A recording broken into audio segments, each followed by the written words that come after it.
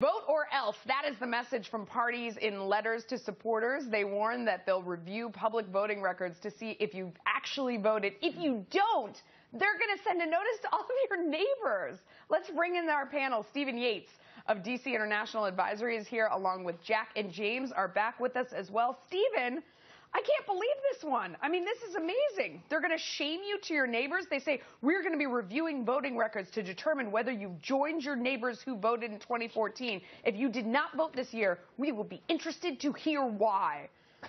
Wow, that seems very harsh. Certainly.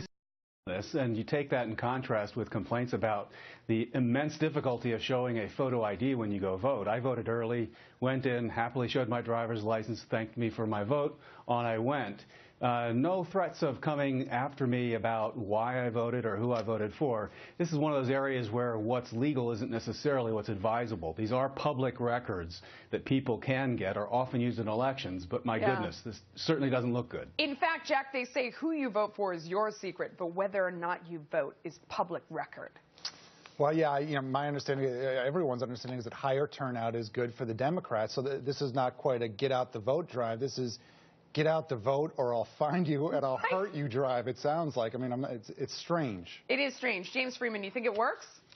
It might. I mean, it is odd. We usually think of voter intimidation cases as people trying to discourage people from voting, and this is now voter intimidation, sort of a threat that you better show up. But it is a little odd because the Democratic Party has become known for a very high-tech, sophisticated social media capability to identify people and motivate them. And this is, of course, the most old-fashioned, low-tech, really I would say that violence is very low-tech. Yeah. They will come take your Halloween candy. Okay. It's implied. No one's actually threatened, but who would want to get a letter like that? Okay, so if they're not beating the vote out of supporters, some lawmakers are downright begging for funding. Another email from a Democratic campaign committee tells voters from the Democratic campaign committee says, accept defeat. We are completely out of ideas. Well, we thought we would be in a better place, but we're not. We need 35,000 donations to get back on track. This is another incredible one. After Hillary Clinton emailed you this morning to ask for help, we really thought we'd be in a better place, but we aren't. Wow. Stephen, is this one more impactful? Yeah, I mean, this is sort of part of a piece. I saw an article in Politico that more or less acknowledges, well, 2014 lost, but, you know, this Senate majority Republicans are about to take probably will be short-lived. So, I mean, those already given up on this cycle, and they're hoping and hoping that maybe 16 brings better things with the help of Hillary Clinton. Well, you know, there's no guarantees the Hillary ride is going to go any more smoothly than this cycle has. James. Yeah, they've been sending these kind of desperate, really defeatist emails for weeks now, and often several times a day. But it must be working. I mean, I've seen ones with the same tone, especially where they start with, we're completely out of ideas, which kind of you could interpret a number of different ways. I mean, that's a risky way to start this email. Right. But they sent this a number of different... So I have to figure that it must be working. They keep doing it. Well, and they've tried every big name. These emails sometimes come to Democratic voters from Nancy Pelosi, from Barbara Streisand, various other celebrities. So... They certainly sound desperate. Whether they work, we're about to find out. Just tell them you gave it all to National Public Radio to get the tote bag. You're fresh out. That's right.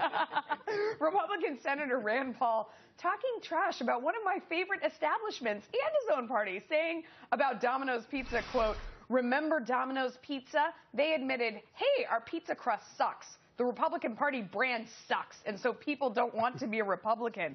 I mean, what did Domino's ever do to him? Why does he have to drag Domino's into it? They never did anything but deliver hot, cheesy goodness. I mean, come on, Jack, are you outraged?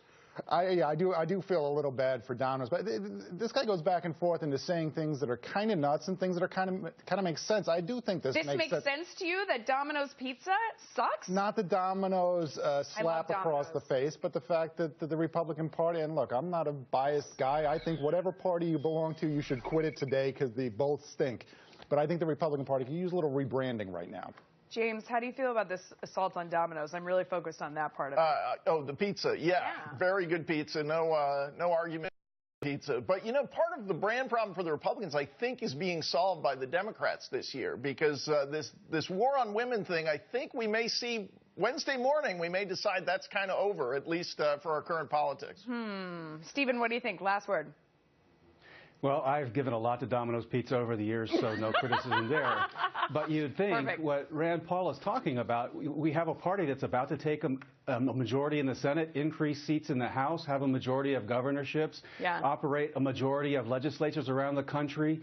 I mean, yes, there's outreach to different communities, but there's a lot of different ways to outreach. I saw Ronald Reagan do it. I saw Jack Kemp do it. I see Newt Gingrich do it. I don't think there's that much there. Let's leave it there, guys. Thanks so much. Less than 2 hours of trading left for the month.